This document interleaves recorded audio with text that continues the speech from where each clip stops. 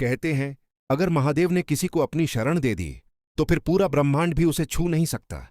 और इसका सबसे बड़ा प्रमाण चंद्रदेव हैं। हाँ, वही चंद्रमा जो आज भी भगवान शिव की जटाओं में सुशोभित होता है। लेकिन सवाल ये है, आखिर महादेव के सिर पर चंद्रमा क्यों है? इसका जवाब एक बहुत ही अद्भुत कथा में छिपा है। बहुत समय पहले चंद्रदेव के पास सितांती, रोहिणी और रेवती समेत 36 पत्नियां थीं, जो सभी दक्ष प्रजापति की बेटियां थीं। लेकिन चंद्रदेव सिर्फ रोहिणी से अत्यधिक प्रेम करते थे। बाकी 26 पत्नियां दुखी रहने लगीं। नाकाम होकर शिकायत पहुंची उनके पिता दक्ष प्रजापति तक। दक्ष क्रोधित हो उठे। उन्होंने चंद्रदेव को श्राप दिया, धीरे धीरे क्षीण हो जाओगे और अंत में समाप्त हो जाओगे। श्राप लगते ही चंद्रमा मुरझाने लगे, उनकी चमक घटने लगी और पूरा ब्रह्मांड चिंतित हो गया।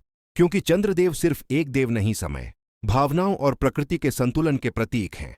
चंद्रदेव ने सभी देवताओं से मदद मांगी, लेकिन श्राप किसी देवता की क्षमता से बड़ा था।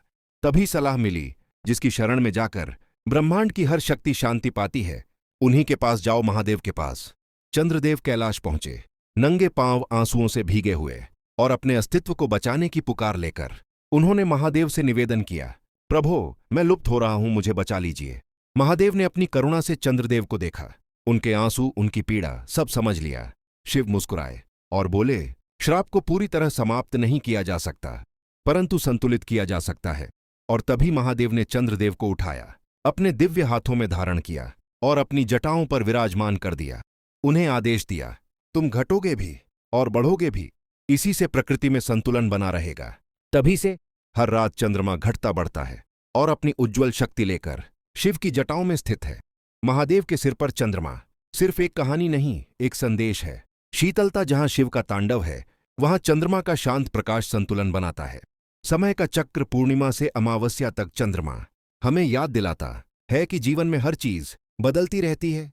कृपा का प्रतीक चंद्रदेव का वापस चमकना दिखाता है कि जो शिव की शरण में आता है वह कभी समाप्त नहीं होता।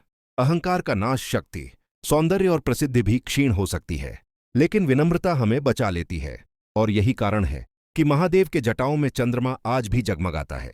चंद्रदेव की चमक, महादेव की करुणा और दोनों का संगम हमें बताता है, कष्ट कितना भी बड़ा क्यों ना हो, अगर महादेव की शरण मिल जाए तो हर अंधेरा फिर से उजाले में बदल ही जाता है। जय महादेव।